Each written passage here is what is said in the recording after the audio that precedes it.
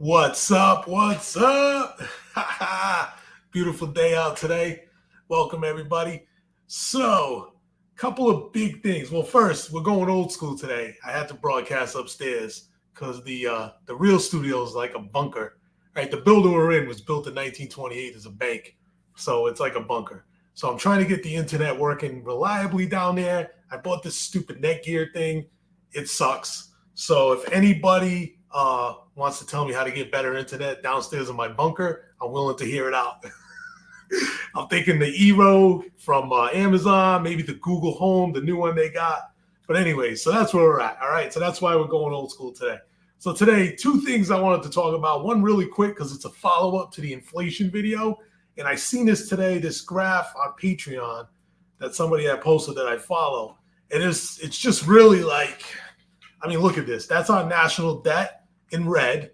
That's the national debt, and that's the GDP growth. So the GDP is what our country produces, and that's the debt that we're running. And if you notice, about the last 10, 15 years, 20 years, it's just been straight up, and it's rising faster than our economy is rising.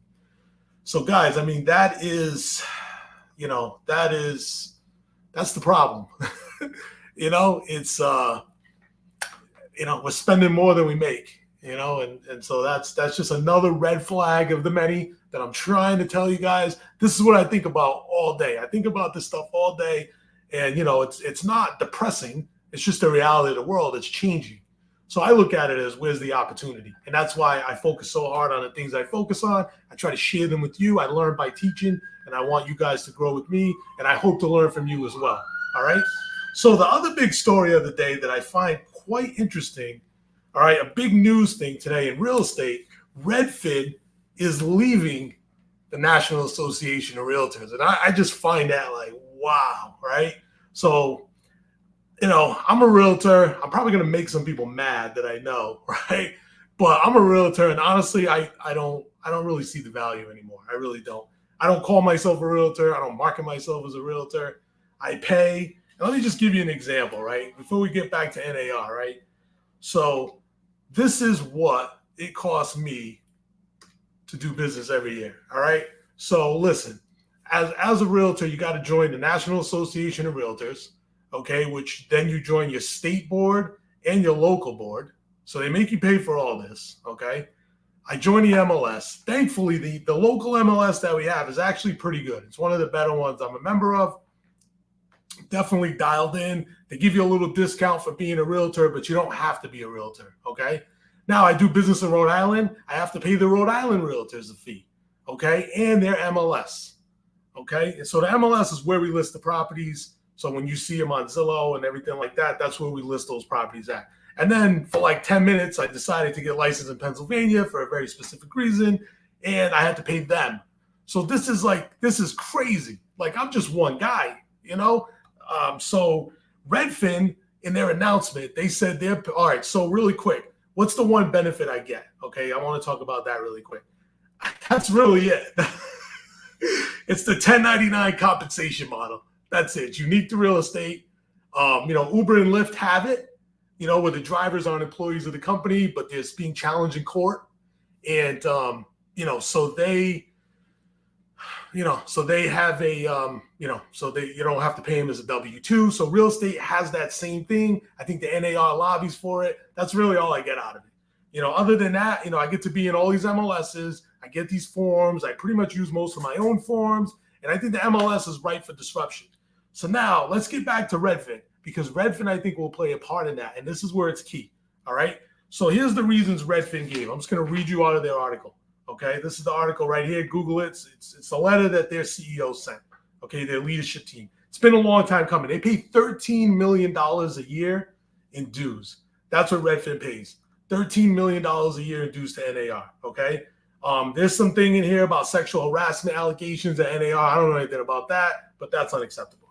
All right, they had a board seat with NAR because they're such a big company. They're resigning. Okay, so here's another thing with the realtors. So if you're a broker and you join the realtors, everybody in your office has to join the realtors, right?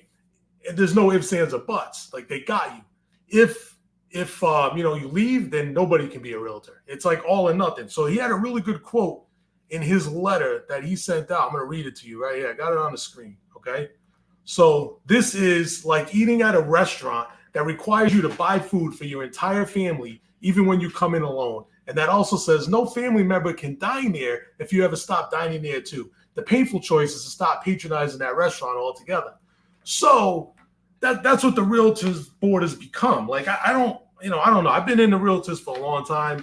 I don't really see the value. I've been thinking about leaving myself. I don't think it really benefits the clients, and that's the question at hand, right? So who does the board of realtors, right? Who does NAR represent? Themselves, the agents, or the consumer? Okay, so we tell everyone it's the consumer. I'm really going to make some people mad.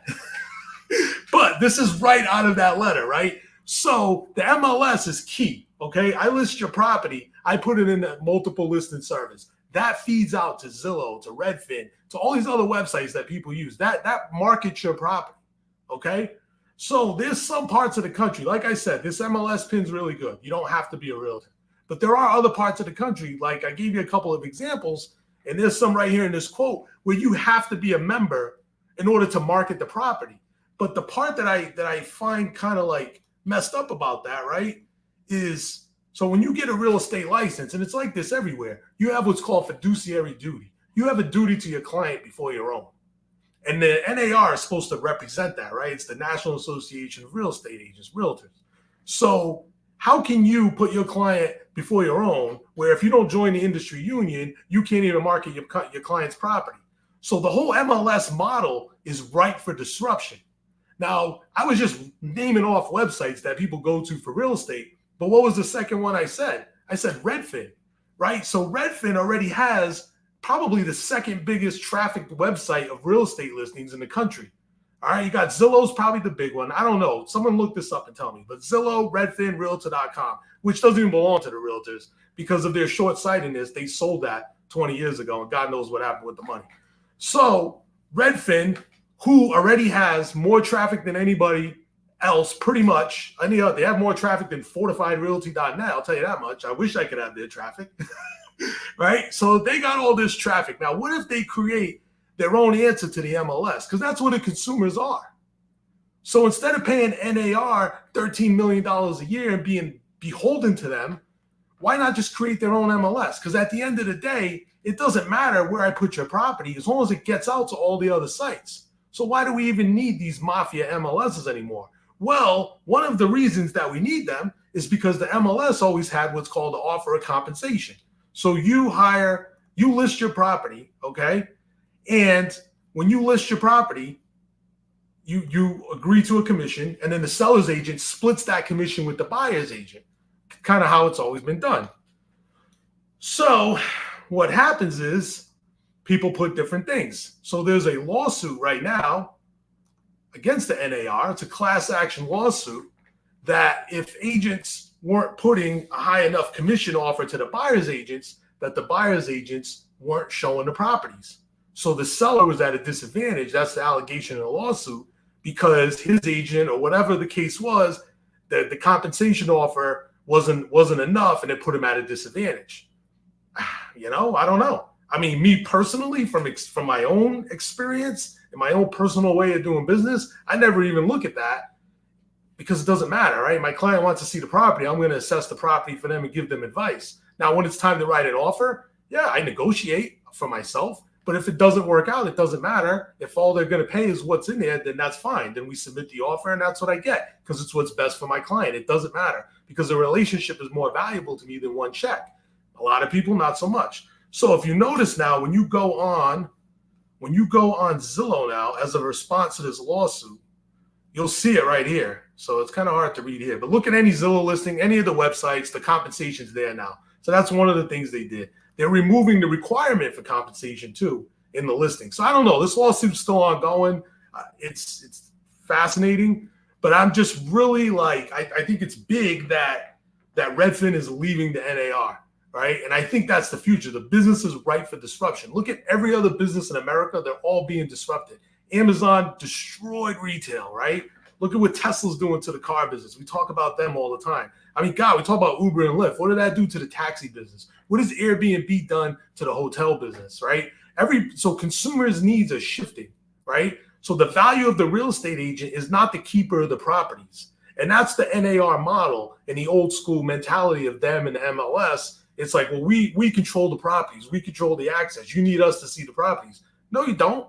So my value to you as a client is not to find you the property. I'm not the finder of the property, right? That's a collaboration that we do together. You look online, I look on my sources, we kind of come together. My role is to interpret what you see, advise you, and help you make it happen in the best way possible, if that's the right property for you. That's it. So that's where my head is shifted. That's how I'm growing in this business. How can I create more value for my clients? And I'm telling you, this Redfin thing is huge, and it's going to have ramifications. I think you'll see some other big brokerages leave, and I don't know. So NAR either needs to, step their game up and really adapt to the times, or they're just going to be gone. Like, they're going to have no influence. And like I said, the only thing that I'm getting out of it is the 1099 compensation model, which is funny because Redfin doesn't even use that model. All their agents are on a payroll. So it's a different model. And maybe that's where the industry needs to go. I don't know. But I do know it's fascinating. I know that, like I said, it just needs to be disrupted, So, it's interesting. I want to follow the story. I want to see how it goes. So, all right, guys. So, comment below whatever your feelings are. Let me know how I can fix my internet so I can get back in the real studio. All right, everybody. Take care. Have a great day. I'll talk to you tomorrow.